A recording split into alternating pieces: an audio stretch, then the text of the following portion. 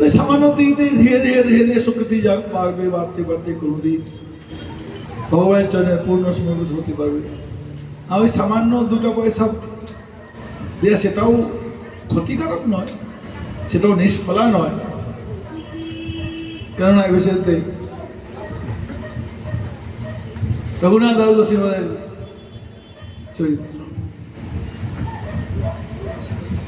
রঘুনাথ দাস গোস্বামী মহাপুরুষ দর্শন করতে গেলেন, মহাপুরুষ সন্ন্যাস নিয়ে এসছেন শান্তিপুর।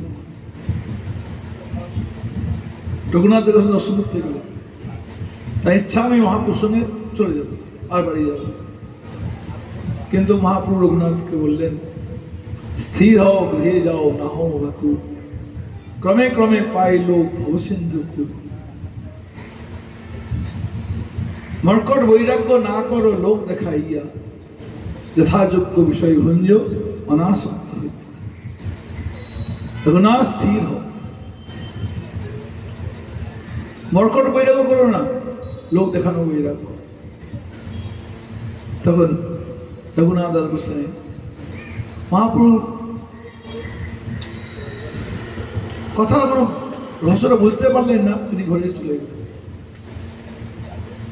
ঘরে গিয়ে আবার সে মন দিয়ে ঘরে কাজ করতে লাগলেন। কিন্তু তার গড় একদম ভাল লাগে না, সংসার ভাল লাগে না, বিষয়ভাব ভালো লাগে না, আত্মীয় কুটুম্ব বন্ধু বান্ধব চাকর বাকর কিছুই ভাল লাগে না, ভোগ বিলাস কিছুই ভাল লাগে না। সে যেতেই চায় আমি মহাপুরুর কাছে থাকবো, বৈষ্ণবের কাছে থাকবো, সারাদিন সারা রাত সারা জীবন ভগবানের ভজন করবো, বৈষ্ণব সঙ্গ করবো, হরিকথা শুনবো, হরিনাম সংকীর্তন করবো। পরে সে পরিবেশ নাই।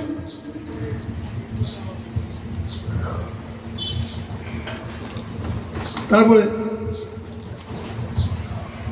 কয়বার পালাবার চেষ্টা করছে, তার বাবা ধরে না, ধরে বেঁধে দেয়, শিকল দিয়ে বেঁধে দেয়। এই করে করে যখন নিত্যানন্দ প্রভু আসলেন, পানিহাটিতে কীর্তন শুরু করলেন। আর কি কীর্তন, কীর্তনের কি পাহাড়! ও কাকে বলে কীর্তন! এমন সংকীর্তন শুরু করলেন, সেই সংকীর্তন মহারাজ কি মধুর কীর্তন নৃত্য। আর মহারাজ সেই কীর্তন যে শুনতে যায় সে আর ঘরে ফিরতে পারে। হাজার হাজার লাখ লাখ লোক কীর্তন করছে, লাখ লাখ কীর্তন। খাওয়া দাওয়া ভুলে গেছে, ঘুমানো ভুলে গেছে, খাওয়া কোনো ভুল, এত অনুমান হয়ে কীর্তন চলছে। এমন কীর্তনে প্রেম বৃষ্টি করেছেন, প্রেমের বর্ষা করেছেন নিত্যানন্দ প্রভু মহারাজ। স্ত্রী বৃদ্ধ উছলিল প্রেম বন্যা চৌদিকে বেড়ায়।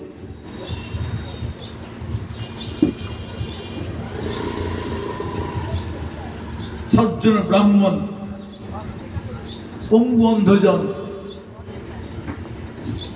সব একদম এই হরিনাম সংকীর্তন নিত্যানন্দ সংকীর্তন সব অনুমান হয়ে কন্টিনিউসলি কিন্তু চলছে চলছে 3 মাস। 3 মাসের মধ্যে লোক খাওয়ার সময় পায় না, ঘুমাবার সময় পায় না। এত তাদের মনের মধ্যে এত উৎসাহ, এত জোশ, এত উমঙ্গ, কারেন্ট এসে গেছিল, ক্রেজ এসে গেছিল। সেই কীর্তন শুনে রঘুনাথ গোস্বামী গেলেন, আর লক্ষ লক্ষ লোকের ভিড়, বাপরে বাপ, কীর্তনে আর কেউ স্থির না। আমরা কীর্তন করে দেখি কেউ কীর্তন করে আর বেশিরভাগ চুপ থাকে, তামসা দেখে, কিন্তু দেখে না তামসা না, সবাই নাচছে, সবাই কীর্তন করে, সবাই মাল হয়ে গেছে। আসল কথা নিত্যানন্দ বলছেন তিনি প্রেম বিলাচ্ছেন, তো তিনি প্রেম বিলি করছেন, সবাই সে